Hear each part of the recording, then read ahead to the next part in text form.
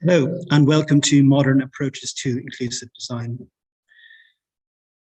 Today, we will hear presentations from two design researchers and designers in their own right, Chris McGinley in the UK and Laila Cassim in Japan, who will tell us more about their approach and their work on inclusive design, which is, broadly put, how to include the needs of the widest number of people.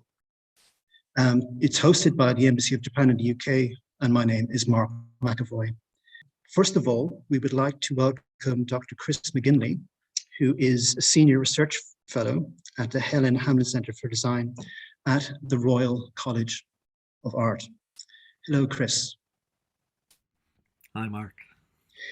Of course, this year is a very significant one for the Helen Hamlyn Centre. It's the 30th anniversary. You must be very busy. Yeah. It seems lockdown made us more busy, which I didn't think was possible. Yeah, but we're certainly spinning a lot of plates. Well, that's good. Good. Yes, we're definitely looking forward to your presentation today. Magic. So, shall I begin? Yes, please. I will give you some space. Okay. Thanks, Mark.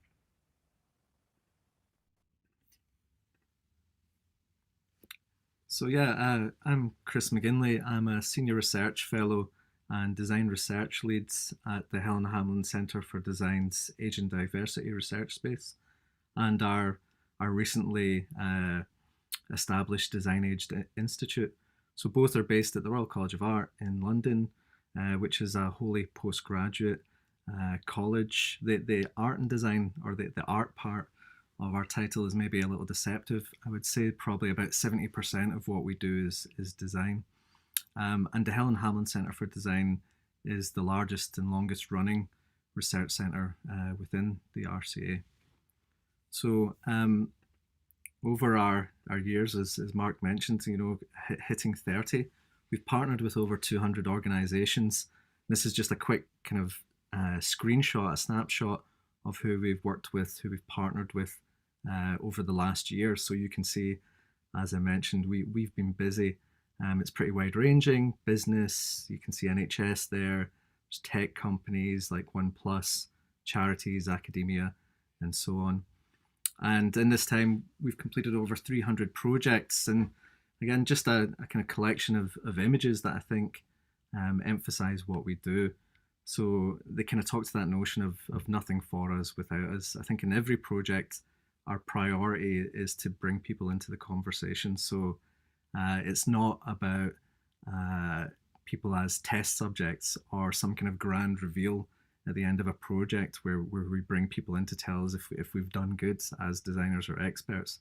It's really about collaborative ways of working, co-creating, and so on, whether it be in the top left-hand corner, whether it be about lighting in classrooms where we want to talk to students and teachers, or right in the center there, if it's about technologies to nudge active behaviors. We want to understand different perspectives in every project we work on.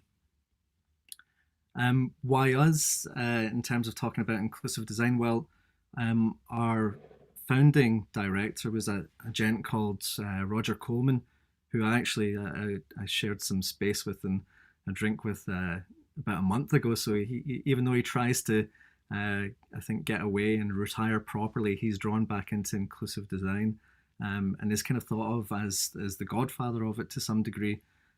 He coined the term and defined it in a conference in 1992 that was held between Design Age and I think it was the Ergonomic Society at the time. The year later, the proceedings published, the different papers and thoughts, I guess, around that conference, and that's where he spoke to inclusive design. Later, the British Standards asked him to be one of the authors on a standard there, and that's where it was defined as an approach to the design of mainstream products and services, accessible to and usable by as many people as reasonably possible, without the need for adaptation or specialist design. So yeah, Design Age is what the Helen Hamlyn Centre was initially called, and that's why we've kind of came full circle. And at the beginning I mentioned this new Design Age Institute. We've kind of went right around And yeah, we're still in some ways approaching the same issues from back then. Within the age and diversity space, our work explores the role of design and empathy to improve lives, considering the broadest dimensions of age and diversity. And a little bit about that idea of age. So a lot of people, I'm sure, will be aware of this, particularly in Japan, but approximately 11% of the world's population is age 60 or over, and it's projected to double by 2050. And in the bottom left-hand corner, you see the current world population, coming close to 8 billion. So this is obviously a big old group of people. And when we think about the aging process, we're all going in one direction. That's something we all have in common. We are all aging. And with that, there's some things to think about, things that may reduce. Some of us may, get lucky with our genes, with our contexts, with our lifestyle, or may just get lucky all out, and some of these factors will be less of an issue, but we will all experience some reduction in terms of vision, hearing, thinking, locomotion, reach, dexterity, and so on. And if design doesn't consider this, then the design will be disabling. So good design should enable, and bad design disables. So we have to really keep that in the forefront of our thoughts within our design processes. It may sound a little bit doom and gloom, this idea that there would be these reductions, but I think it's nice to flash an image of Iggy Pop at this point and say everyone is different, and to a degree age is ambiguous. It goes beyond this chronological age. It's a whole host of different parameters: chronological age, cognitive age, emotional age, physical age, social age, spiritual age, and so on. We are individuals in that aging process, and how we approach it, how we tackle it, how we live it. It can be incredibly different and diverse. So in the image there, you see Iggy Pop in his 30s on the left, and on the right, that's him in his mid-60s. And I read an interview around about that point. That's where I first came across this image. So that's about 10 years ago. He's currently in his mid-70s, still performing, probably in a city near you next year. And he basically spoke to this idea of being the same person he was then, and putting the same energy into performance and getting the same energy back out of it, and that he has no intention of stopping what he's doing. And within that interview, he spoke to, I think it was an old sports injury, like to his knee. So he said it can be painful, and the end of shows, I'm stiff and I'm sore, but to his mind, that was the trade-off, and that was fine, and he dealt with it. It wasn't going to stop him, or change him fundamentally just based on his age. I have a little bit of a intervention example I want to show you. So there's a short video.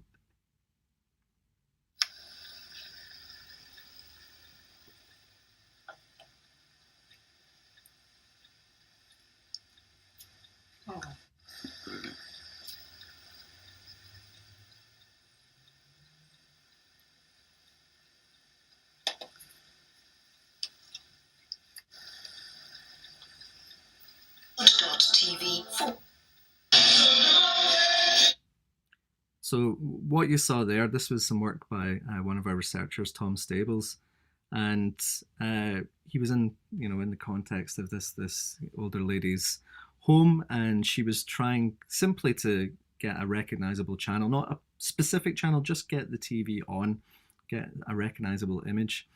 And it speaks to this idea again of, bad design disables. So the issue wasn't that she's older or she's not comfortable with tech. It was nothing like that. If you noticed within the video, she actually used 3 different remote controls. So this is a classic problem, and people talk about this problem over and over. Yeah, it's not solved. She has about 30 to 40 buttons on each remote control, I'd estimate. So you're talking about 90 to 120 different options simply to turn on the TV, which seems insane. So Tom, wasn't going to say go out and buy something different. He wanted to understand what she had and how it could work better for her. So he kind of created, I guess, a doc of sorts, and a template that stripped out the noise, took away stuff she didn't need to know about, and simply kind of revealed the buttons that she needed to use. Actually, he went back with this object and gave it to her. Hold down for a second. That's once.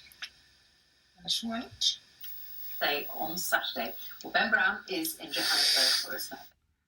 And you see the complete difference in experience there. In the first video, it was that exasperation, and the hand went out, and come on, you're the designer. What's going on? Why do I have to put up with this? And then in the second video, it's the point and the smirk and the little bit of laughter. There's some pleasure there. It's working in a way that's predictable, and it's simply just getting to a channel that she recognizes a very simple function. I think what happens here is it's improved access and increased pleasure, and I think often that's a route to inclusive design. It's not about access alone. Access alone does not equal inclusion, but I think when you get that connection, that understanding, and bring pleasure into the equation, I think that's when you get closer to an inclusive experience. And what was really important about that video was that was a real person, and I think you cannot avoid getting yourself, as you saw in those images with all our different projects, you can't avoid engaging with real people if you really want to understand what's going on. So I'm a little bit allergic when I see personas, which I see all the time. These are kind of unreal users or constructs by designers often. I think they can be useful at times, but I don't think they should be the default. Nothing really trumps getting into context, meeting real people. I mean, this is not a real person.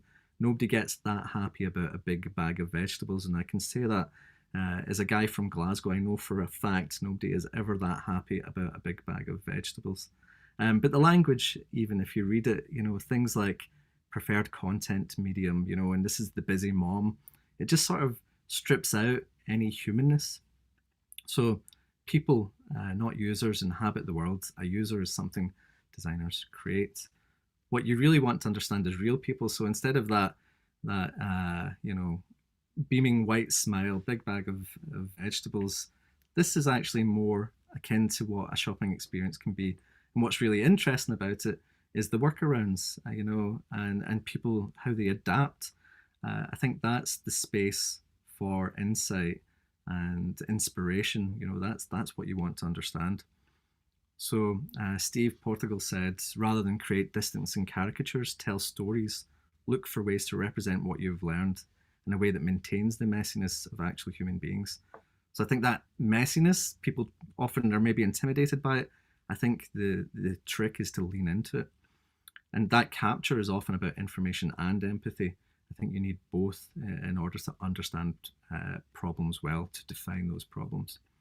Design is often perceived as problem solving, but a significant part of our process is certainly problem framing. And people are experts of their own lived experience.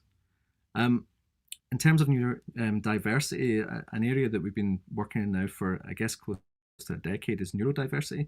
And this is an image from an exhibition that was held at the Wellcome Collection. And the group of people you see there are our co-design cohort. We had around about a half dozen people that took on the design role within a project, and they were from Heart and Soul, which is a charity in London, and it's about art and performance and people with either autism, learning disabilities, brain injuries, and so on. So neurodiverse cohorts. Again, I'll show a little video just about the response. This was a 2-year project, and this is kind of feedback that we got.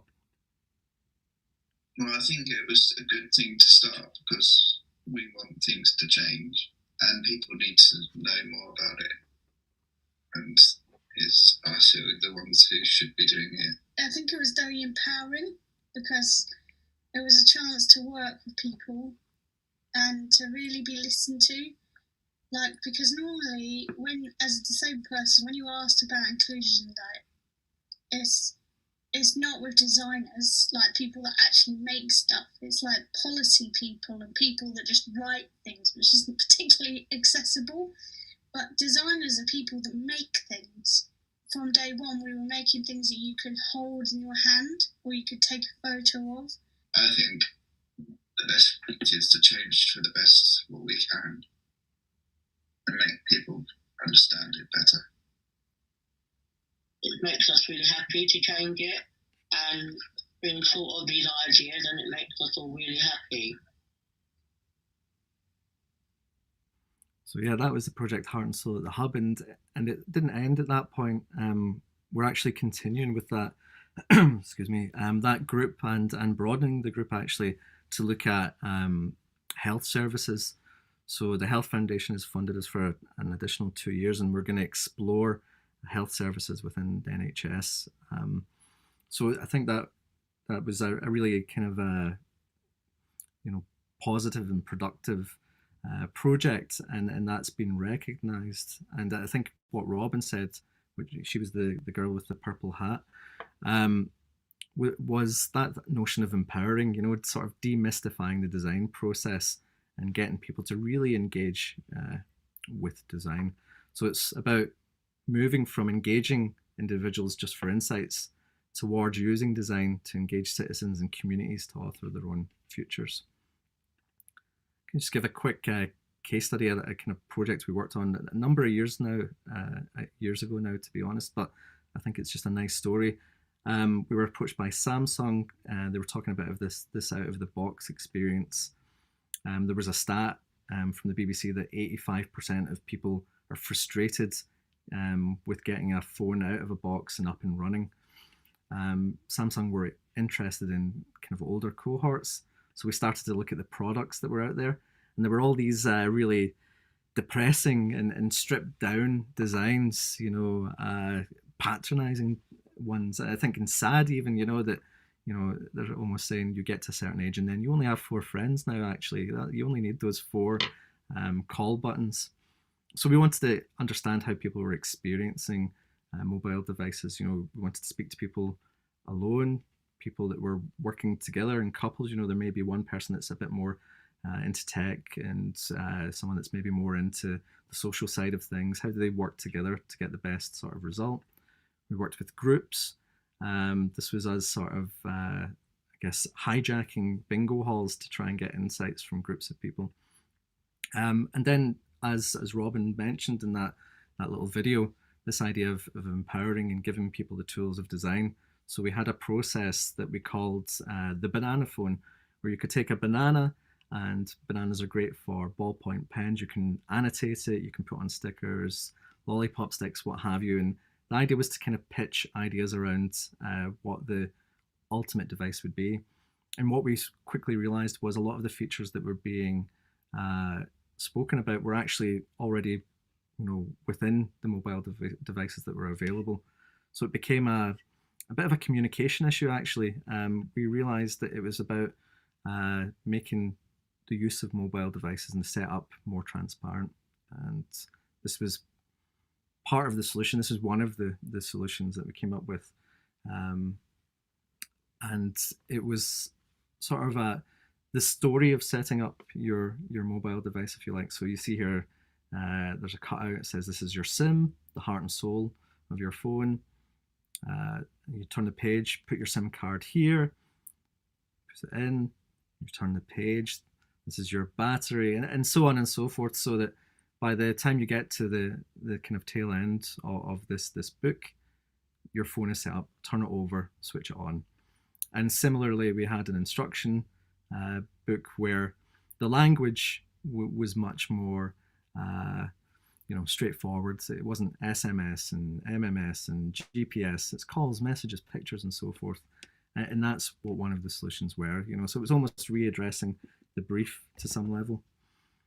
So I'm whizzing towards the end. I'm getting close to 15 minutes. So just to talk to our approach to inclusive design, there's a lot of ways we approach inclusive design, but I think one of the most important parts of that is aiming for the edges. So being purposely challenging, this idea again of not shying away from the messiness, looking at people that are not, right in that center spot, this kind of average Joe that doesn't really exist, So it's about looking at the kind of outlying experiences and outlying people that will experience designs in a different way, or find designs challenging because they've not been considered, the unheard voices. We have a conference, the Helen Hamlyn Centre, every 2 years, and just prior to lockdown and the pandemic, we were in Detroit, and one of the presentations there was from Yuta Treviranus, and she spoke to naturally occurring distribution patterns, or the Pareto principle. So this is a kind of 80-20 rule. And she spoke about this idea that it's been applied within design, where if you focus in on that center bit, you tend to get up to maybe 80% of people catered for. And it's kind of, it's easier in some ways, you focus your resource in there and it's low-hanging fruit, you hit more people. Which, okay, you can see what the logic was there. The problem being, as she explained, that great design works for that central group, but then when you get to this kind of orange circle, that's where design becomes more difficult, and then you get to this red circle, and that's where people just can't use the design. It's completely failed them, and that's obviously a problem. So overlaying these images, you get a sense of what I'm getting at. So we try to aim for the edges, and I think the reason for that, or the trick, my pitch around why that makes most sense, is because this is underexplored areas. This is where the inspiration and innovation actually are. I think all the more central zones are well explored, so, they're tapped out. So if you want to innovate, looking at the edges is a fantastic way to do that. Mark mentioned this 30 years that we're celebrating. If you're interested in seeing some current projects, go to our website. We have this Design Different magazine up there at the moment, and that'll show you everything we've been up to in the last year, a quick kind of headlines and overview. I like the idea of design different. I think it really speaks to what we try and do. And in this presentation, I've been trying to show that we try to connect different, converse different, collaborate different in order to innovate and design well, design in ways that enables. And just to finish up, I think to neglect to include difference is to limit the potential for creativity within the design process. And I'll leave you with that, and thanks for listening. That's great, Chris. Thank you very much. The examples and the case studies that you share really kind of make us think about probably issues that we may not usually think about. So thank you very much. Of course, in Japan, the issue of aging and how to cater for an ever-increasing aging society is definitely prevalent over there. I'm just wondering, what can we learn from Japan's approach in addressing the needs of an aging population? Yeah, I mean, so much. I did a project, in fact, Laila Cassim needs a nod because she was very involved in the project, but I worked with Osaka Gas to really design the Conro, the cooker.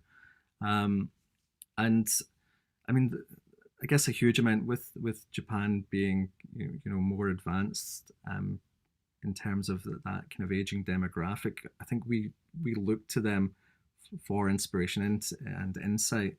I think there's loads of cultural differences. I think there's a much more positive attitudes to tech intervention. I think that's really interesting. I think culturally here in the UK we're more resistant and there's less trust. So I think that there's something to be learned there.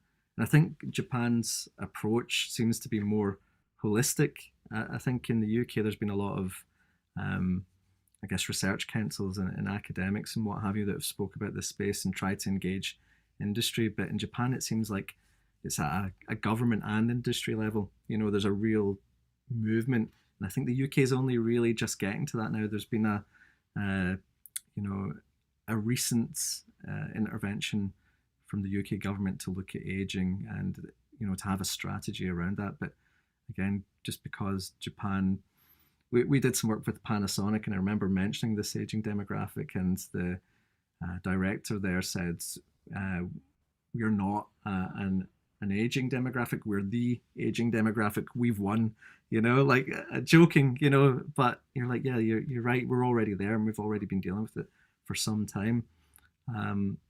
So yeah, I think engaging with Japan, there's loads for us to learn, and there's obviously cultural differences, but there's a lot that can be applied over here. Definitely, I think obviously international collaboration is something that we can all learn from. So excellent, thank you very much, Chris. We will bring you back on a little bit later for the kind of free discussion part of the program. But for now, thank you very much. And in terms of collaboration as well internationally, we're delighted to welcome Dr. Laila Cassim, who is Associate Assistant Professor at Tokyo University, the Research Center for Advanced Science and Technology, and of course, a graphic artist. How are you, Laila? I'm good, thank you. I'm currently streaming live from Tokyo, Japan. So, thank you for giving up your Friday night. We know it's 9:30 approximately over there. Yeah, absolutely. This is the time when designers get to work, so I'm quite fine with it. Good, good. We're fully in the zone. Excellent. Thank you very much. We'd like to hear your presentation. Okay. Well, thanks for joining, and thanks for the presentation, Chris. I think you gave a real introduction into the intricacies of inclusive design. So today I would really like to talk mainly about the social welfare sector in Japan, working with workshops who employ and support disabled people in Japan, also known as social welfare organizations. So just a quick introduction of myself. I grew up both in the UK and Japan, and I'm a trained graphic designer, particularly interested in working with people tackling social issues. And being the daughter of an ex-arts journalist, I didn't actually like art, but the one type of art I really liked for outside art, as it's called, so artwork by people who are not necessarily formally trained, such as people with learning disabilities or mental health issues. And also, funnily enough, I'm an ex-MEX student, so I got my scholarship to come back to Japan in 2010. To do my work. And so Chris gave us an introduction into what inclusive design and the definition is. And below is kind of my definition, my personal definition of inclusive design from my perspective, which is that it's a process, a co-designing process with people who are affected by the short sights of mainstream society to create better products, services, or opportunity for as many. I think the recording stopped. Is that okay? And obviously, we all know that disability, the social model really is about highlighting society and design structural problems and short sights. I myself have a physical disability and often kind of tear my hair out with bad designs. So through this, really, I think there's two approaches to inclusive design. And the first one, I think Chris explained to us, is where you're using the design partner's unique insights to create products or services that are kind of connected and, you know, that are accessible to as many people as possible. And the second approach, I think this is kind of more relates to the social factor, which is that it's co-creating with the design partner to enable kind of design solutions for them at that particular place to socially and financially empower them, you know, through their skill set. So this has particularly worked well in the context of people with learning cognitive disabilities, like learning disabilities and mental health issues. So this second approach really came into light through using the challenge workshop model in a kind of social welfare context. The challenge workshop model, to explain briefly, was a kind of design process developed by Laila Cassim, my mother, who worked at the Helen Hamlyn Centre for Design. It started around 2005, where in a short span of time, designers will work with design partners to create design solutions. And the first example of working with social welfare organizations or sheltered workshops, as we say, was in 2009 in Sarajevo, where we were working with workshops that were financially challenged and are kind of generally making things like self-produced products and how we can revitalize these workshops. And Gero, who appears here, is probably listening today. But the first workshop was with the deaf people, were skilled craftsmen in Sarajevo. And there was continuously, there were more workshops that were held in Croatia through connections with the local UK embassy. And in Croatia, more so it was with people with learning disability. But what I found, what I also took part in these projects, was that the importance of graphic design was quite clear, in that it kind of set a tone, and it's called tone and manner in graphic design, where you're creating a visual language that highlights the kind of values, but also visualizes this, the story and the narrative for future outcomes. So branding and kind of creating that visual language became a really important part. But at the same time, whereas Sarajevo, it was quite successful, especially this reprographics team called Pismalik, where they continued to kind of make profits after the workshop. The workshops that were working with people with learning disabilities didn't. And that started to get me thinking, well, what's the difference and how can you overcome this?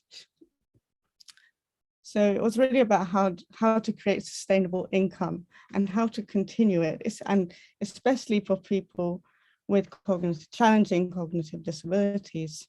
So this was around the time when I was back in Japan, and I started to look at disability history.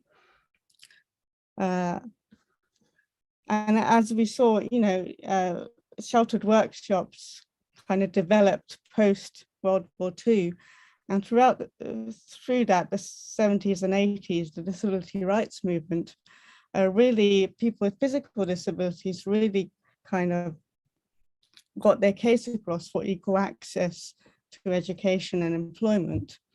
And through that, places like sheltered workshops kind of shrunk, the size shrunk. And nowadays in the UK, US, the funders workshops are being shut down on the basis that they're discriminatory or out of date, and it's transitioned into supportive living.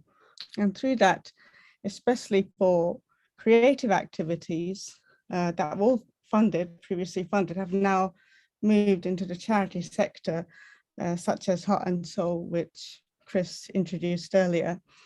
And it's really been, when it becomes the charity sector, it becomes really difficult because it's very much affected by the kind of economic situation of the time. And I know the UK isn't really that perky at the minute. So it's always a year-on struggles for many arts organizations in the UK. Meanwhile, in Japan's kind of sheltered workshop and disability rights movement kind of started around 10 years apart from each other. So the 70s and 80s, the disability rights movement started, and sheltered workshops were around the 60s. But what happened is that it started off with people with physical disabilities, but because of the rise of obviously the effects of disability rights movements, and assistive technologies, more and more so the sheltered workshops started to bring in more people with more learning disabilities. And in this sense, people have needed to start thinking how these people with cognitive disabilities could work. How do you provide work and source of income for them? And part of the creative activities in workshops in Japan, whereas in the UK, you tend to see people selling art. In Japan, they tend to use a kind of crafts and design collaboration to generate income through the arts. So here's just a quick, and in Japan, the types of workshops are mainly categorized into 3 types. Type A being people with less cognitive disability, but some form, who do cleaning, maintenance. Type B, which is more assembly, packaging, bakeries, craft goods, and living care for the most severely disabled people. And these all tend to be state funded, part state funded, part organization, independent organization. And the average income is as follows. This is per month. So you see the quite disparity there. And even now, about 98% of people with disabilities, all disabilities, are under the poverty line in Japan. So during my PhD, I got to work with Ayase Himari, and then it really got me thinking, how do you provide kind of creative activities for organizations who do not necessarily have artistic assistance? The trouble with doing things through the arts is that you need a trained form of staff, but with 5,000 or more so organizations in Japan, not necessarily all organizations have those types of supportive staff. And Ayase Himari is a place which does all types of work, so type A, type B, and living care. And when I visited as a graphic designer, I saw that there were possibilities in these drawings that they were doing, but how do you construct, viable design outputs from these without kind of harming the image, taking apart the essence of the drawings. So I started to look at kind of firstly making adaptable methods. So assessing the existing skills, as Chris mentioned, the importance in kind of not problem solving, but examining the problem or issues. So what I found is that the support staff are great in kind of adapting methods according to the person's cognitive need.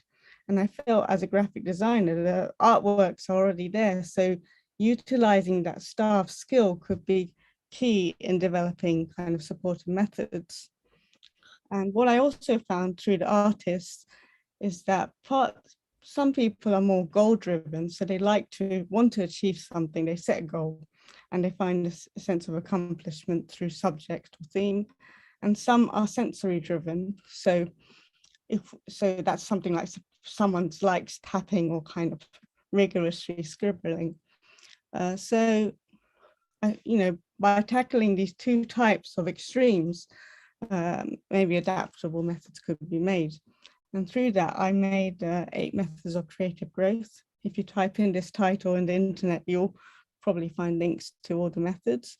We're kind of developing sensory tools, methods to support all sorts of types of people. In Himari, and there are people with severe autism, with learning disability, and all ranges from 18-year-olds to, I think the oldest person is 60 years old. And also through that, starting to discuss with staff, how to continue the creative activities. And staff start, through having a narrative with the staff, they start to adapt these kind of skills themselves. And as you can see, the kind of drawings start to improve. over time to a sense where you can say, okay, now we can probably make something. But as I said, not harming the image is also quite important.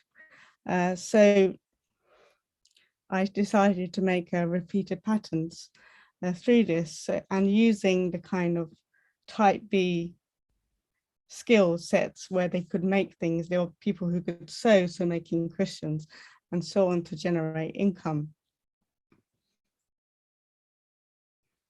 And things like they had a bakery, so using the drawings as a stamp for packaging, etc. And what I found is that using graphic kind of drawings like graphic resources, really it means you don't have to have a completed artwork and so on, and you could, you know, use it for in-house and outsource productions. But also what I felt was, you know, workshops had difficulty in making industry links. And, you know, you also needed a kind of stock, as it were, a group of designers who can make the data, and also kind of medium organizations which can arrange that kind of complex side of funding, copyrights and contracts, and also kind of creating continuous workshop involvement. Through that, luckily, through my kind of work with supported methods, I got to get involved in a project which called Shibuya Fund, which is funded by Shibuya City, whereby it started off in 2016 as to create a souvenirs for Shibuya City in Tokyo, central Tokyo, using kind of skills or products from people with disabilities. And students from Kurosawa Design School, who are is the oldest design school in Japan, came up with several ideas. And the idea that was selected was using their writings or letterings and drawings as graphic source.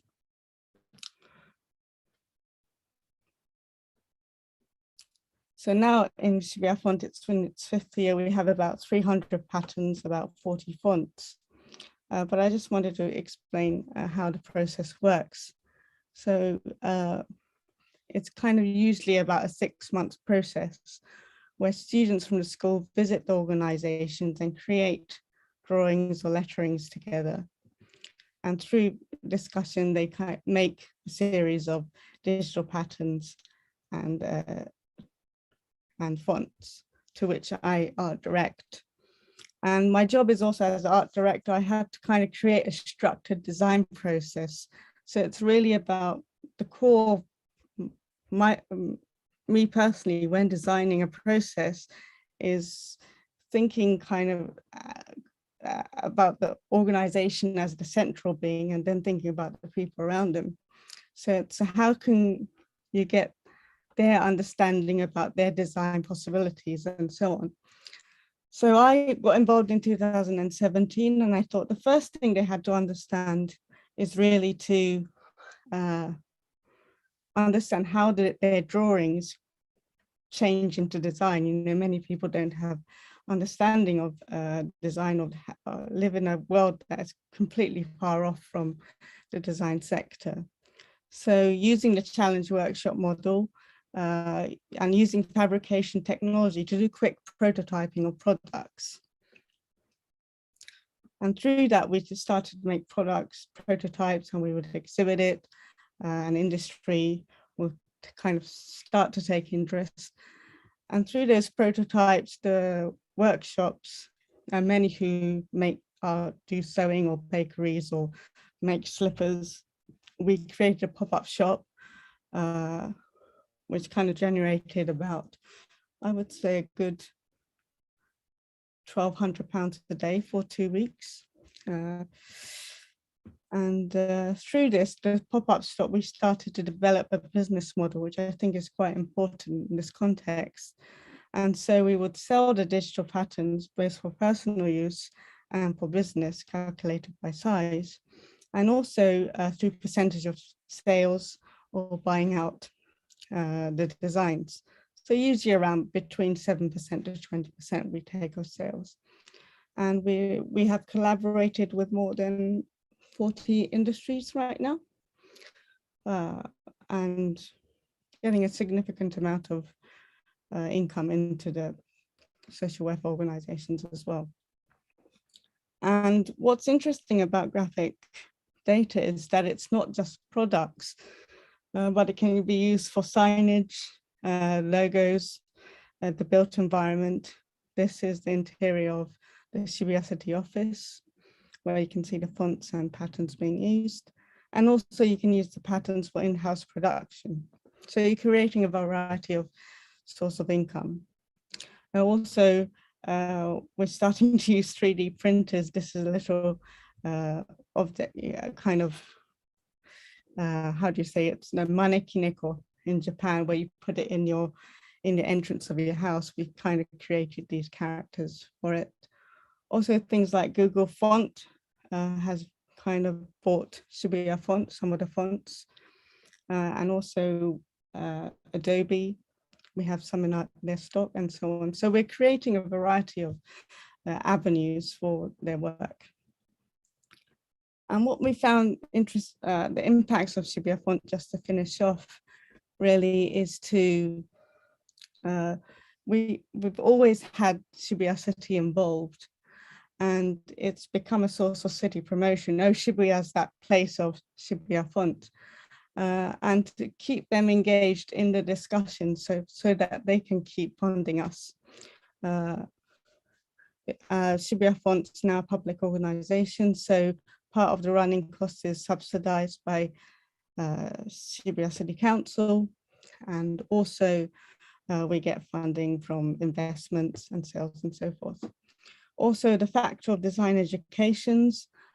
Students in Japan, it's still a very practice-based approach to design education. So in Shibuya Font's case, students gain kind of industry and social experience at the same time.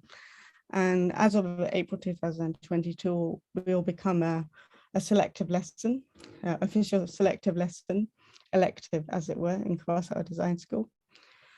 And for the social welfare organizations, they've been able to develop a variety of product range, and they've had increased income. And they've also enabled, through this, provide new active roles and work for people within the organization.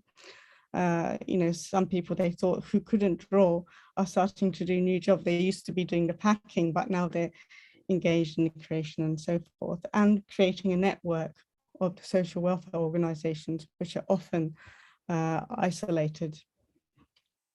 And also for industry, they can adapt the designs in a variety of formats. And what was interesting is that they don't necessarily, want to collaborate with Shibuya Font because it's because it's dealing with disability and they want to help disabled people, but more so it matches their business values towards society. And it enables them a kind of real easy entrance if they want to, but don't know how to collaborate with or work with social issues. It becomes a good revenue. So last of all, I think I'll make this my last slide. I think really for inclusive design, the designing of process is absolutely crucial through assessment. And also the assessment, you setting step-by-step goals. So not necessarily saying the big picture right away, but year on year assessing, reassessing and doing so forth. And utilizing existing skills and creative active roles. I think that's the most important thing for me, is how do you keep people active? And also creating kind of co-learning and educational opportunities so that the initiative can continue on. And also, lastly, I always make sure an important factor is kind of separating the social issue and business issue, but also thinking in parallel. So yes, socially they need this, but how can you create the business model through design? So it's always constantly thinking about the two together. So that's me. I think I'll end it here. And thank you for listening. Thank you very much, Laila. It was wonderful to hear about your involvement with workshops. In particular, I did like your idea of expanding inclusion to not only for the beneficiaries, but also for the staff and also for the parents as well. I guess you're constantly looking for new innovations or new initiatives, so everybody gets involved. Well, also, I always think, I always tend to remove myself, what would happen if I create this solution, but leave, that if I'm no longer there, how would they continue on being able to make things? And I think that was really the impact of Sarajevo and Croatia, where I saw the sparse difference, in outcome. So I always remove myself at certain points, as it were, the process, to see if it's applicable to, the staff and the members and everyone involved. It's a good way of thinking of it. I have a question here from Michael Spencer. Hello, Michael, who describes that in his experience in Japan of music therapy initiatives within the disabled community, he says that the number of facilitators or enablers is relatively small, and that this is because they are unable to make any sort of viable income to support their practice. He asks, is this also the same in design? I'm having quite difficulty understanding. So it's about gaining income in is this music therapy? Yes, in a music therapy sector. So there's a smaller number of facilitators. And the reason is because they can't make enough income. Is this also the design? Design meaning, sorry, the designers or organizations using design? I'm quite sorry. I think it's in a broad. I think it's in a broad sense. I think it's more kind of the industry. Well, Japan's industry, there's kind of design. There's two different types of design offices. So there's a kind of independent design office, and there are also these kind of big advertising agencies. Like Dentsu and Hakuhodo. So people would tend to go, if they want solutions, they think these big advertising places are the place to go, and I think especially with kind of public, organizations like the city councils, they prefer the advertising agencies because they feel, that they will provide that spark that they need. So process is still quite a new, developing process is quite new in the design kind of industry, in terms of collaboration. People tend to think of result first. So that's a challenge. But with music therapy, definitely there is a small, it's very small, but at the same time, assistive technology and technology, the use of technology is really high, and we are seeing a lot of kind of physiotherapists and people and kind of digital designers working together to create programs. So there's little sparks kind of occurring all across Japan, but not one big kind of movement as yet.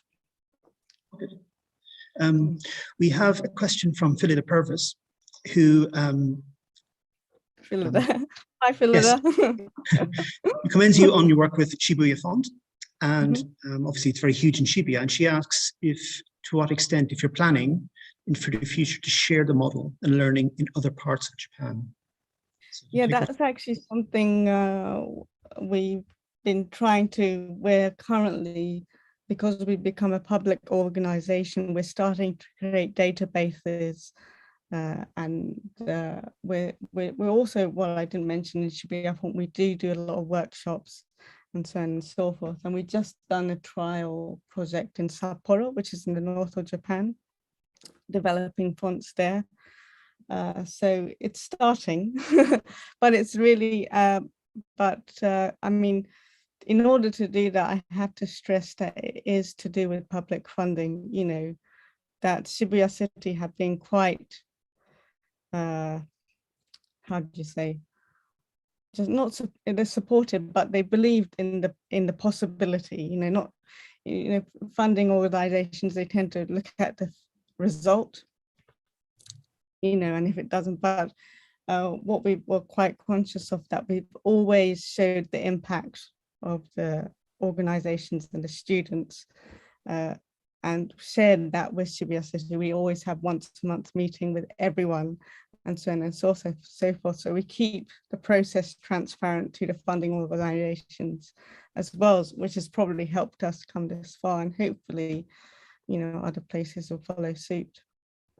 Yes, let's hope they look at the great example of what you're doing and expand the programs in other places. At this point, I'll bring Chris back in, if that's okay, because I have a few more questions. I'll keep this brief.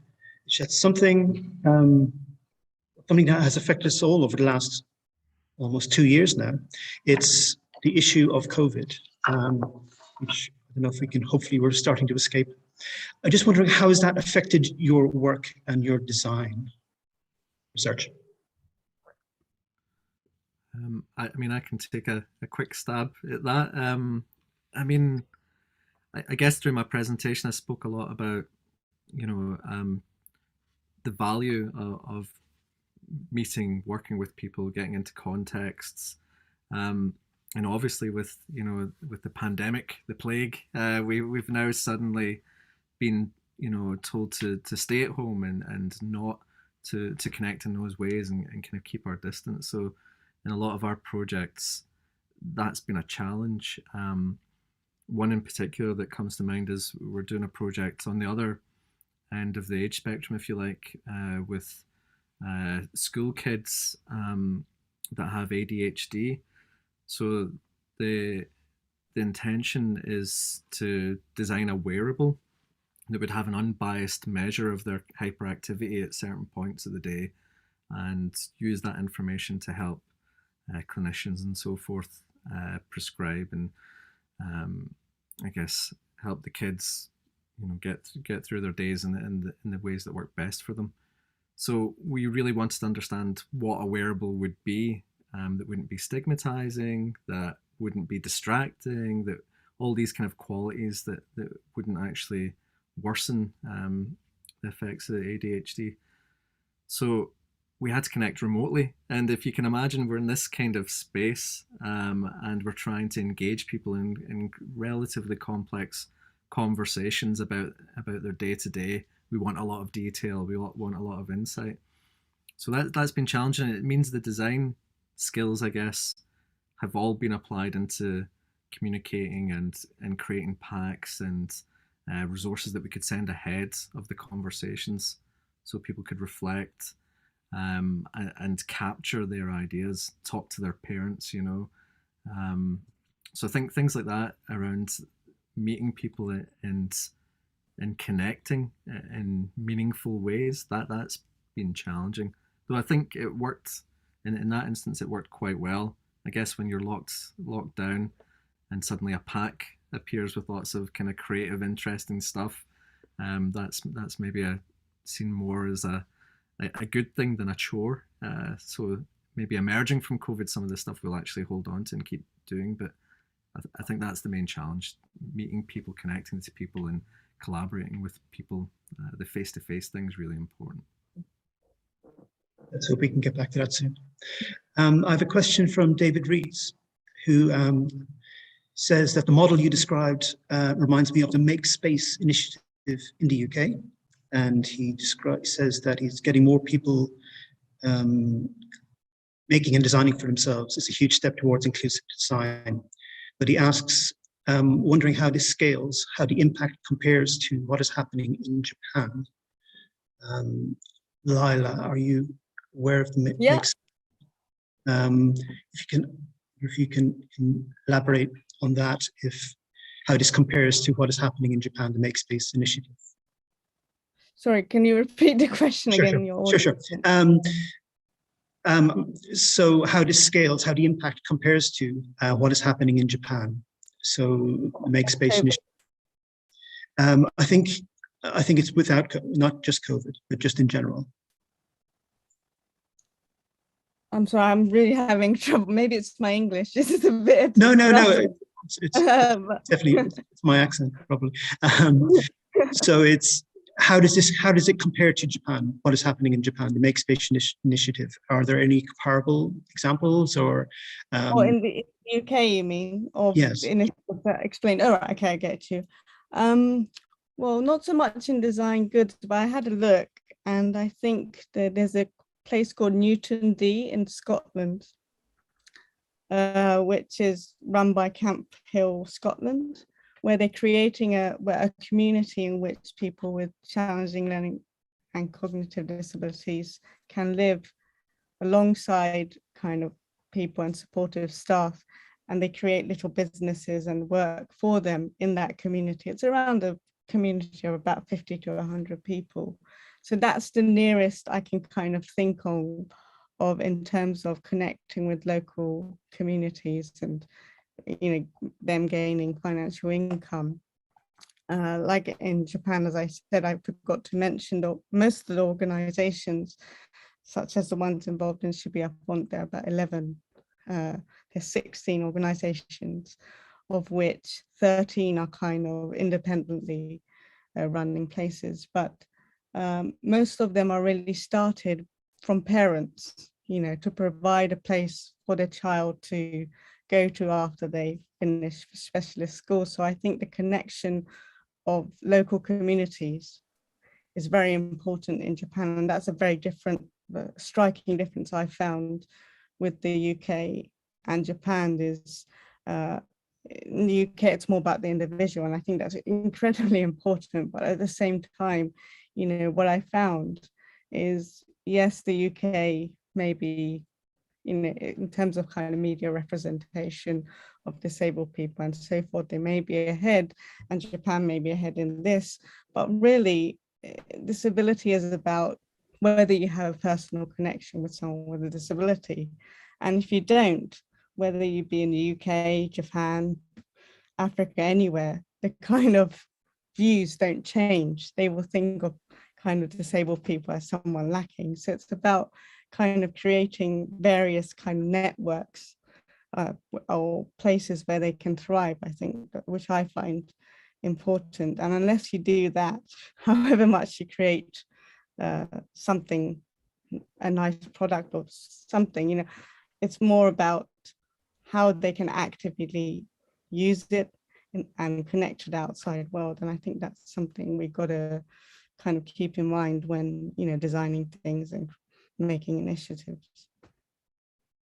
Excellent. That's sadly time is against us, but that's a very positive point to finish on. So I think I would like to thank our speakers today, Chris McGinley in the UK and Laila Cassim in Tokyo. Thank you very much for joining us. Just some notices from the embassy of upcoming events. On next Tuesday on our YouTube, we will be live streaming a talk on wagashi with two speakers, Mihoko Morisaki, who is from Osaka City University, but is also studying at Université Lumière Lyon, and also Dr. Christopher Hood from Cardiff University, who will tell us about the history, the origins of wagashi and how it kind of helps promote tourism in a broader context. Also, if anyone is in London or close by, we have the current exhibition on is accessibility in arts, design and technology, which focuses on the programs and the people who are trying to create better access and opportunities for everyone in the arts and in everyday life. And also our next exhibition is Ash, Ember, Flame, a Japanese kiln in Oxford. We will show a broad range of pottery, from established potters to up-and-coming potters. So we've all created work especially for this exhibition. This opens on Friday, the 10th of December. I would like to thank you all for getting involved, for your questions. and everything else. And we hope you enjoyed today's presentation. If you could help us out by filling a questionnaire, which will automatically appear once this webinar closes. We thank you for joining and watching today. Thank you very much. Thank you. Bye.